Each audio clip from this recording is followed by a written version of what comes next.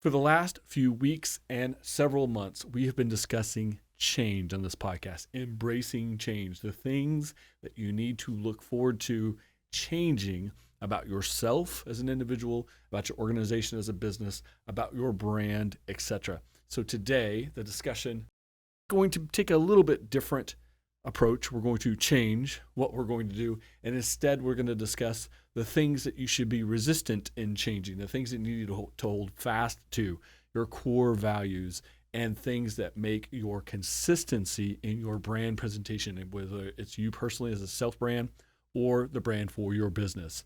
This advice can apply to anything. In your self-brand, whether you're a social media influencer, a podcaster, an artist, a musician, an entrepreneur, someone who has a name and a face and recognition in the world, or your business, the brand that comes with your product, your service, your retail business, your B2B, your B2C, etc. It could even be a podcast. All of this advice can apply to all of those situations. So today, we're going to continue the conversation about change by talking about what we don't change, or at least what we're slow to change or resistant to change. So there are some things that do rarely need to change, but when they do, you need to put a lot of introspection, a lot of thought, and a lot of process into it. It shouldn't be easy to make the major changes that we are going to discuss today.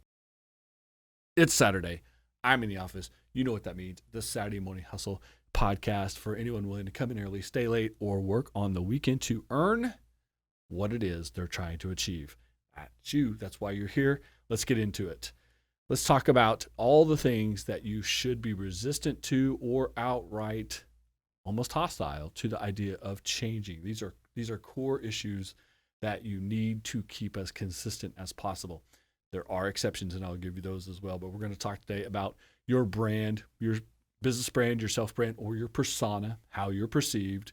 We're going to talk about your business model for your business, or your education and skill set, the things you bring to the table as an individual in a career path, your core values, that applies for personal and for business use, your culture, and the culture that you represent and that you come from and that you put forward, that you build around you as well, and the things you should be focused on, how to stay consistent in your focus so that all of your messaging, all of your delivery, all of your execution, all of your tactical execution will actually achieve what it is you're trying to achieve through focus, not being too disparate in your messaging.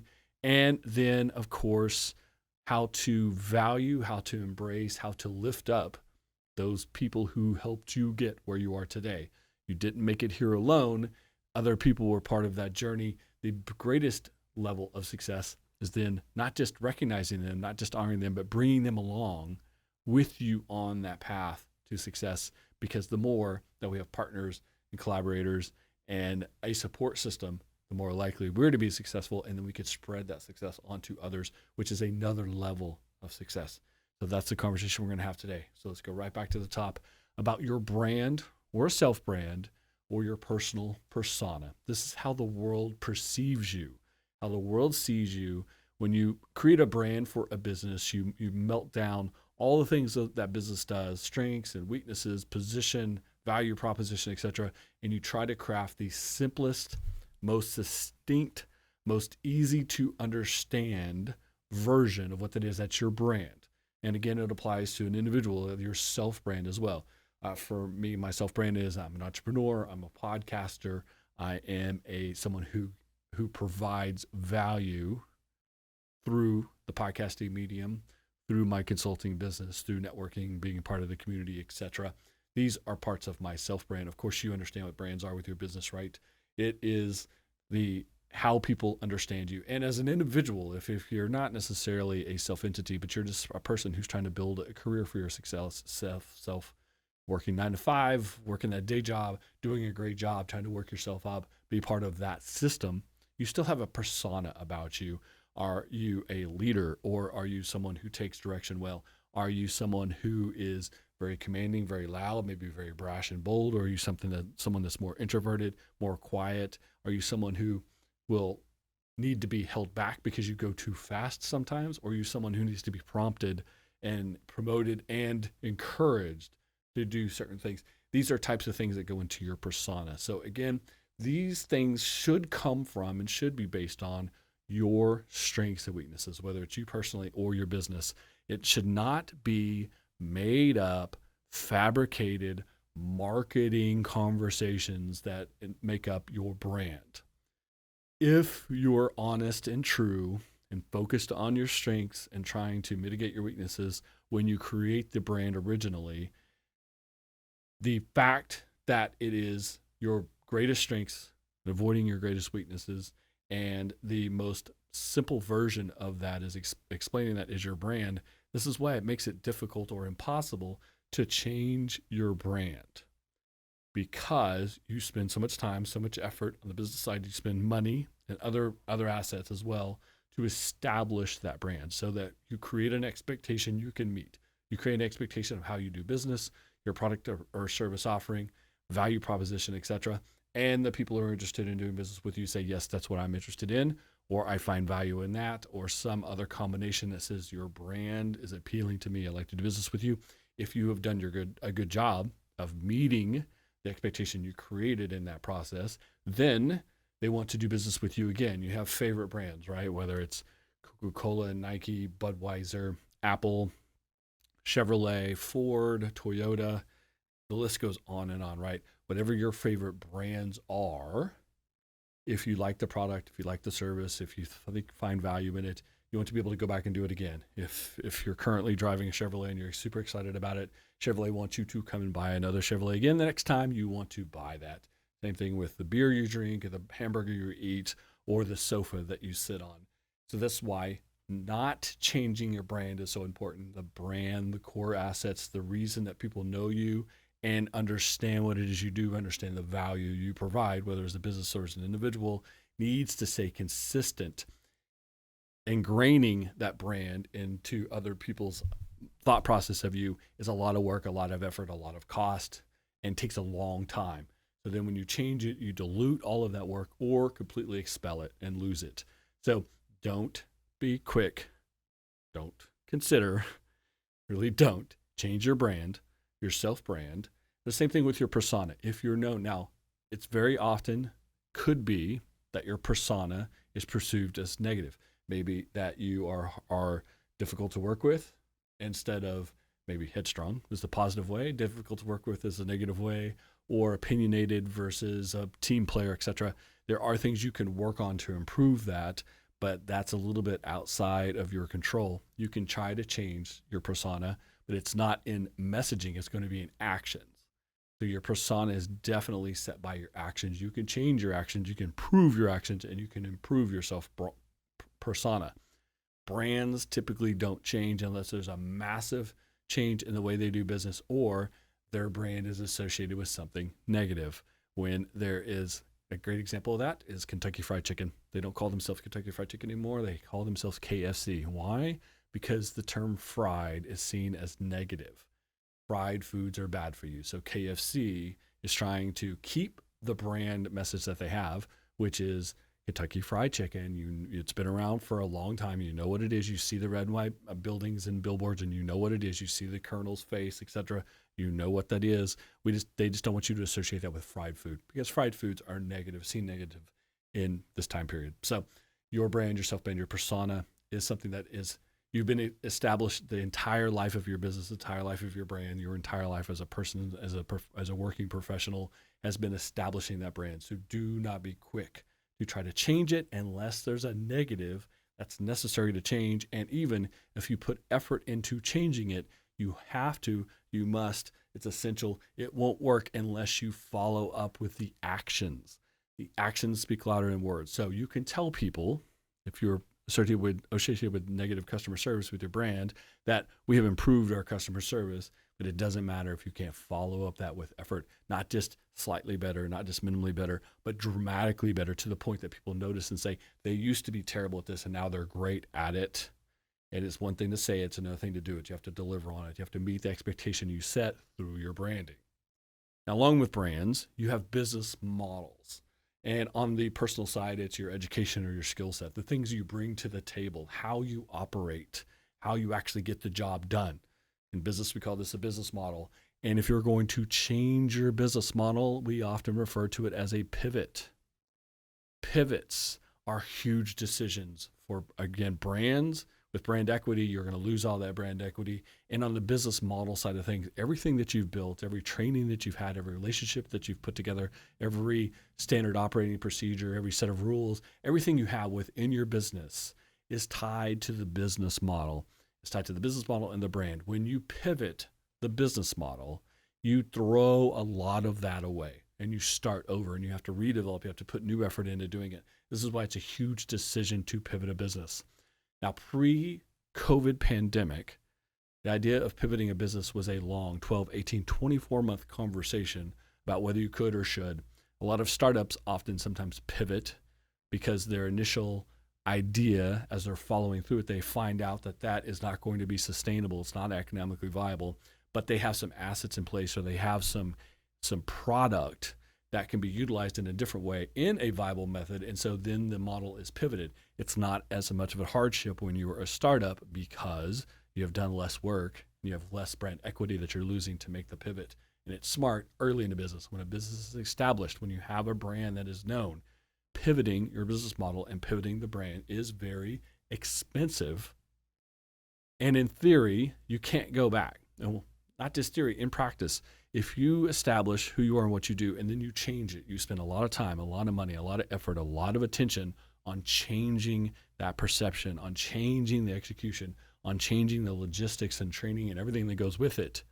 There's a lot of lost cost. There's a lot of lost brand equity, et cetera, to then try to switch back because what you switched to, was it working? And why would you switch it unless you knew that was going to work? Think about that. Switching back is nearly impossible. It's too expensive. What you lost to switch and pivot, and in pivoting back or switching back, those losses typically cannot be overcome. Now, I mentioned COVID because the COVID pandemic and the way the world and the governments, et cetera, reacted to it created a lot of pivot necessity. A lot of businesses had to think of themselves as startups because their market went away. Their opportunities to run their business the way they had been running their business, whether it's 1 year or 100 years, went away, was taken away from them, were not capable of doing things that way. They were forced into pivots. Many of them were forced into a temporary pivot, or this is how we'll do things during COVID, and then we can switch back. This is a huge exception to the rule. So on the brand business side of things, do not consider pivots unless it's essential, it's necessary. Literally, the business will die without the pivot. On the personal side, a pivot, changing your business model, how you go about things, typically is adding experience, skills, or education, going back to school, getting a master's degree, or taking a different job or different training or courses, etc., that expand or change your skill sets or what you can offer as an employee. It's an undertaking. It's expensive. It's time consuming. If you guess wrong, if you make the wrong decisions, if you pivot in the wrong direction, just like business, it's going to cost you. And then pivoting back or making up the losses, whether it's time, money, effort, attention, can be very hard, can set you back, can often put you in a worse position than where you started pre-pivot. So be strongly considerate as to whether you pivot your brand or your self-brand, whether it's your persona, your educational skill sets, or your actual business entity itself. But all of this is how you present yourself to the outside world. It's conversations with other people that do business with you. Let's talk about what happens on the inside, your internal processes, your core values. And this applies to business and personal. Core values is a term that applies to people and to businesses and all types of organizations. They are just that. They are things that are at your core, the center of what you do. And all decision-making processes should be run through core values. If it doesn't match a core value, the conversation should stop. If it doesn't align with your core values, you should not do it, no matter what it is, no matter what the opportunity is, no matter what kind of money comes with it, no matter what comes after. If it won't match your core values, you should not do it. As a person, if your core value is being positive, is being helpful, is being open-minded, then you shouldn't do things that are negative, that do things that push back on these ideas. Those go against your core values, will dilute your personal brand, and will make you inconsistent Same thing for your business. If your business is based on customer service, on the best technology, on your product service offering, on price, availability, etc. These are core values, along with how you treat your people, how you treat your customers, how you fit within your community. These are all core values you can establish for your organization. You then need to stick to. And if there's decision making that is outside the core values, you need to avoid it. You need to say no to it. So these are things that can be, you feel are confining. Core values seem to be confining because they're a simple version of should you or should you not. But the truth is, core values are very core. They're very simple and basic. How they get executed, how they get delivered, how it gets carried through your business process or your personal life is the place where you can add to. You can add experience and skills and perspectives so that you keep your core values, but maybe you expand upon those core values, or how you execute upon them can be up to you, can be based on what the situation is now. Are your core values, the execution of your core values, different during a pandemic than when we're not in a pandemic? Do they change, or how the execution changes in response to politics, to economics, to culture, etc.? So you can make changes in execution. You can make changes in measurements and how you adjust to your core values. But your core values need to stay central and established in order for you to, again, be consistent. So you can expand upon these values, but you shouldn't alter or change them. You should alter how you execute upon them based on what the world is seeing and accepting. There's a lot of things you just can't do in 2022 you could do in 1980 and 1950 and 1910. Things you could do and say that you couldn't do then, you can't do now, etc. But a core value of how you treat people, about being with respect and with ethics and things of that nature, and how it gets executed, something that was seen as unethical before or ethical before, now it's seen as unethical. You can make those adjustments to what society and business and culture is telling you in 2022, 2023, et cetera, moving forward. So you can add to core values through experiences, skills, and perspectives, but still keep those values. It's not very often that you have a core value that you say that does not apply to us anymore. It's very, very, very uncommon. So develop core values you can keep for the rest of your life.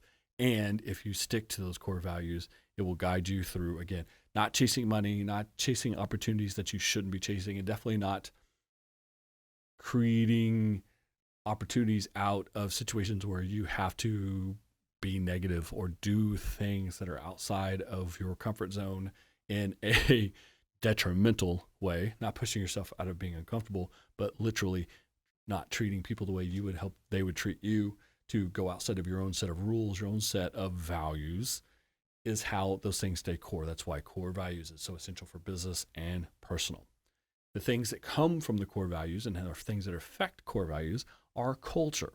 And in business, we call that corporate culture. Whether you're a corporation or not, whether you're a business of 1, 2, 5, 500, 5,000, corporate culture is how we refer to the people who work within the business and the people who do business with us.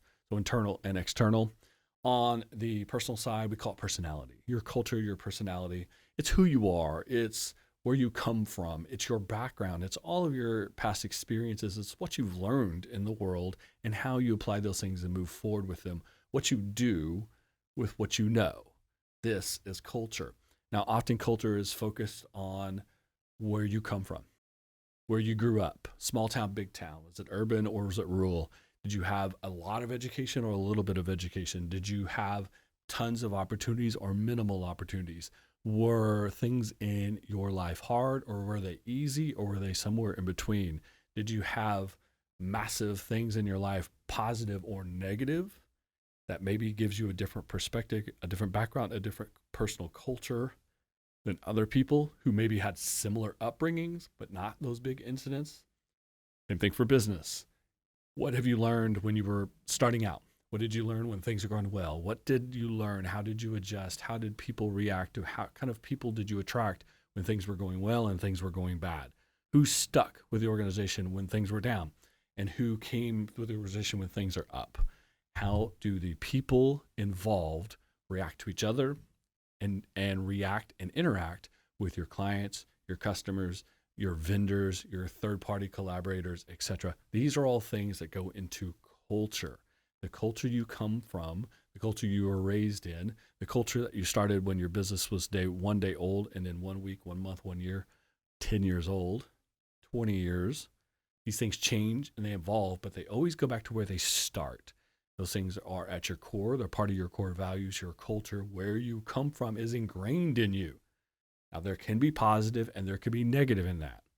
The key to being successful is always focusing on what's positive, what's beneficial, what moves you forward in the right way, what helps you, you stick with, you embrace, you use as fuel. The things that hurt you, the things that pull you back, the things that are negative, we want to avoid, we want to move away from. Those are our weaknesses. Those are our threats. Those are things that take us in the wrong direction. So we avoid them, we move them aside, and we replace them with strengths, with benefits, with positive outcomes. So everyone's background, everyone's culture, everyone's business starting and existing and being successful, trials and tribulations, etc., have positives and negatives. Embrace the positives, focus on those positives, and learn lessons from the negatives. Find things that you don't want to repeat, that you don't want to do again, whether it's something in your childhood as a person or an early mistake that your business made as you were going from startup to established phase. Learn those lessons from those mistakes, but then move forward from the negatives without bringing those negatives with you. This is how you break the cycle of violence, the cycle of poverty, the things that were negative in your childhood that you can bring forward in your personal life and do better. Stop those cycles and move forward. Same thing in your business. As you learn lessons, as you improve, as you treat people better, as you interact with people better, if you have better relationships, both internally and externally, continue to do those things.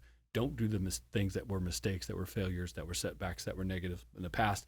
Learn the lessons and then move forward. That's positive change. That's growth. That's a lot of the conversations we've had the last several weeks on the podcast. That's all braced in your culture, whether it's corporate culture or personal culture. You can do all of this by focusing, keeping your focus up, keeping focused on what's beneficial, what moves you forward, not trying to do everything. You can't be the best athlete, the best scientist, the best educator, the best podcaster, and the best sewing expert. Just pull that out of nowhere. You can be one of those things, but not all of those things. In business, you need to focus on the primary thing you do well, on your primary customer, on the service that makes the most sense, the conversion rate the highest. Focus there, and other business will preferably come around that. Focus is key. Don't change your focus. Keep your focus busy, much like pivoting or changing your brand. You lose all the equity, all of the build up, everything that you've taken up to that point to get you there. So don't lose focus. And then finally, don't forget those who helped you to get there. The people who got you where you are, the people who helped you along the way, whether it was a little or a lot, whether they were a cheerleader, a motivator, or someone who literally gave you a job, handed you a position, loaned you money, invested in your business, took a job when they probably could have taken a better job, stuck with you, extended credit, all these things. Anyone who's helped you, you have an opportunity to help them and to help other people. You have the opportunity to be the person you needed when you were in a lesser position, when you were in a different position. So don't change where you come from. Don't change your history. Learn the lessons from the failures, setbacks, etc. Move forward with the people who helped you become successful, and then give back to them, reach back to them, help them in their success path, help others in the success path they're on, and continue now a cycle of success instead of a cycle of negative. So take from every experience you've had, learn lessons from the positives, learn lessons from the negatives, move forward with the positives, bring everyone with you. Don't just create a singular success, create systems of success, create collectives of success, create a whole team, a support system of success. If you can do that, success is easy to keep and maintain and be sustainable. So those are the keys to how you become successful, how you embrace change, but be resistant when you need to, how you keep your core values, your corporate culture, your brand, your model all intact. Learn the lessons from the negative execution, learn the lessons from the day-to-day, the trials, tribulations, but then leave that negative behind. Take the good that you learn from it. Take the positive. Take the people with you who you can trust, that you can believe in because they have trusted and believe in you. And rising tide lifts all boats. Thanks for listening. Make sure you stream. Make sure you subscribe. Listen, stream, watch every weekend, of course. Leave a comment and a review. I'd really appreciate reviews, and share with a friend, especially maybe a friend who's going through the process right now of trying to figure out what their business needs to do or what their self-brand is reflecting, and how embracing change that we've talked about previously and sticking to those core values and the brand and the consistency can be positive for them as well. So share that with a friend. Make sure you get your Saturday Morning Hustle coffee and donuts and Entrepreneur AF swag. I'm sporting the brand new Oklahoma swag this week that the Lieutenant Governor dropped off the office when he came by. So you can check that out as well if you like. If you're an Okie who wants to rep the state, there's a lot of great swag the state is offering for you as well. Follow, engage on social media, Twitter, Instagram, LinkedIn, and the Facebook fan page. Of course, don't miss an episode of the Saturday Morning Hustle podcast or the Balance Series bonus podcast. It's on new episode the last Monday of each month. There is an episode up now as well. It's balancing professional outside contractors versus using your internal team. Interesting conversation. All the past episodes, all the information, all the swag, everything else is at SaturdayMorningHustle.com. You know what it is. See you next week. Saturday Morning Hustle. Saturday Morning Hustle. Saturday Morning Hustle. Wake up and keep chasing your dreams.